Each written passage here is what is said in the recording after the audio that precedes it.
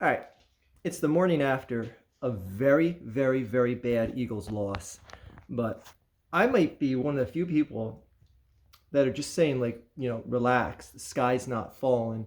This is still one of the best teams in the NFC. Doesn't take away from what a putrid performance we saw last night. But it was much more of a fluky loss than what they looked like the other 8 games of the season.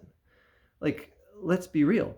Do you think it's going to be common to see Quez Watkins get a 40-yard bomb and fumble it immediately?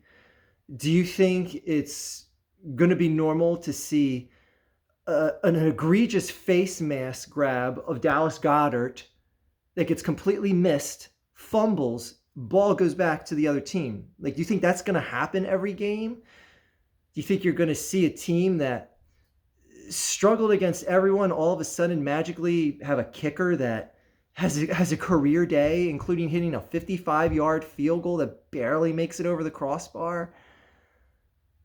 Like, it was just a game where a lot of pieces fell correctly for Washington and a lot of fluky things happened for the Eagles. AJ Brown had a ball that turned into an interception that landed in his hands that he should have muscled in. He should have pulled in. And again, like, the narrative right now is just saying, like, the refs screwed the Eagles and all this stuff. Like, just forget, move on. Just move on. Take it to next week. Like, don't put yourself in a position where one ref call turns the entire tide of the game in the fourth quarter. If you don't think the Eagles are capable of taking care of business on a regular basis against a team like Washington, then go watch basketball. Go get NBA season pass. Stick with that. Or do you think last night's game was a fluke for the Eagles? I know people are coming out, and Dallas fans, like I said in my live stream last night, Dallas fans are coming out saying, "Oh, you guys are saying Dallas fans are being a bunch of sissies for saying that CD had pass interference in that overtime against Green Bay." And now Eagles fans are crying about that Dallas Goedert face mask no call. Like, I get it, both were egregious. Both were egregious no calls. But it's time to move on. It's still in the regular season. This team is 8-1. Like, don't lose sight of that. And if you think it's fluky and they're fraud that they're an 8-1, like I said, go watch basketball. It's on right now. Stick with basketball. If you think the Eagles are a fraud at 8-1 and that they don't have one of the best offensive lines in the league, they don't have one of the best wide receiving cores, they don't have. If you don't think they have a quarterback that is looked to be playing at a comparable MVP-ish level, then go watch basketball.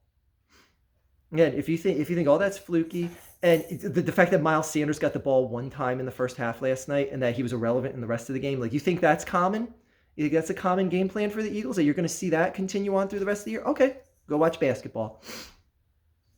Again, relax. It was one game. It was a bad loss against an opponent at home that they should have curb stomped. I am not losing sight of that, and I'm not giving the Eagles a pass for just the utter atrocity of themselves taking the field was last night. That's all I gotta say, because I'm listening to sports talk radio, and my God, the sky is falling on an 8-1 team. Which, again, I said, do you think your quarterback's not good? Do you think your offensive line is not good? Do you think your wide receivers aren't good? Do you think your defensive line is not good? Do you think that your secondary doesn't look good? Okay, go watch basketball.